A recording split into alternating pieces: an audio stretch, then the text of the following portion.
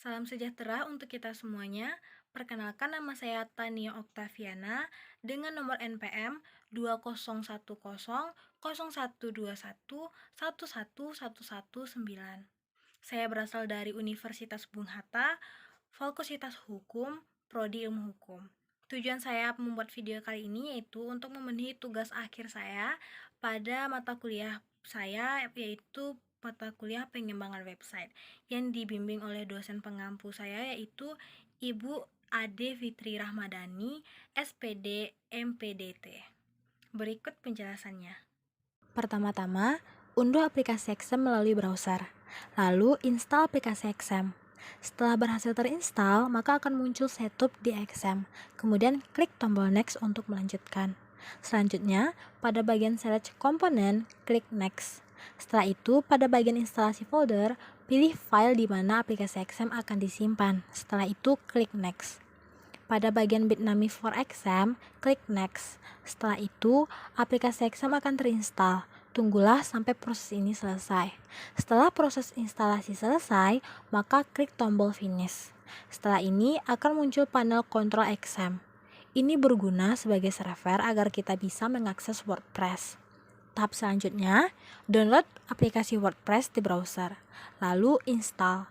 Kemudian akan muncul path WordPress. Lalu ekstrak file WordPress ke file htdoc dalam file XAMPP yang sudah diinstal sebelumnya.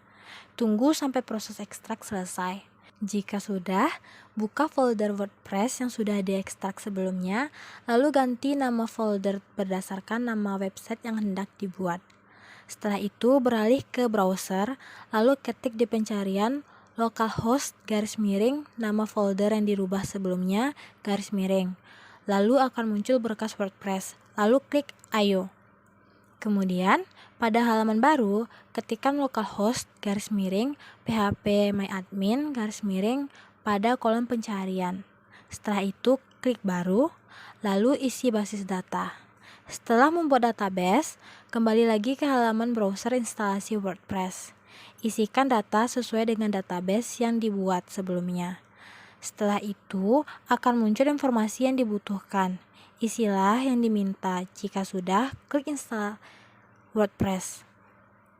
Setelah itu, akan ditampilkan pemberitahuan bahwa WordPress telah selesai diinstal, dan klik tombol log masuk untuk login dalam WordPress. Login menggunakan username dan password yang telah kita buat, dan setelah itu akan masuk ke halaman WordPress yang sudah berhasil diinstal. Setelah tahap ini, maka kita sudah bisa membuat website dari akun kita sendiri. Selanjutnya, masuk ke dashboard WordPress, klik tombol laman dan pilih tambah baru. Lalu buatlah blog atau laman sesuai dengan apa yang dibuat. Setelah membuat yang diinginkan, klik publish agar laman tadi masuk ke website kita. Setelah itu, tekan tampilan, lalu pilih menu pada pengaturan menu. Pilih lokasi tampilan, setelah itu pada tautan tersesuai, masukkan URL dari website kita, lalu pilih bagian laman yang ingin diletakkan di laman utama. Selanjutnya di bagian plugin, tekan tambah baru, lalu ketik Elementor di bagian kata kunci. Setelah itu pasang pengaturan halaman Elementor. Sesudah terpasang, lalu aktifkan. Setelah itu Elementor sudah dapat digunakan. Lalu kembali lagi ke bagian laman. Pada pengaturan laman, pilih atribut laman.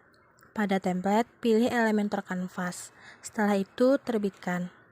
Lalu, di bagian nonaktif Elementor, tekan judul halaman. Setelah itu akan muncul pengaturan penggunaan Elementor. Setelah itu, lakukan sesuai yang diinginkan, seperti memasukkan gambar, tulisan, atau menyertakan video, atau lainnya. Cara memasukkan foto, pilih style pada background, pilih normal. Pada image, klik tanda tambah. Lalu akan muncul insert media. Pilih berkas, lalu cari berkas tempat Anda menyimpan foto Anda yang sudah harus tersedia dalam satu folder. Pilih foto yang diinginkan. Jika sudah selesai, klik insert media. Pada bagian Elementor Overview, pilih Homepage. Pada bagian ini terdapat dua bagian, yaitu elemen dan global.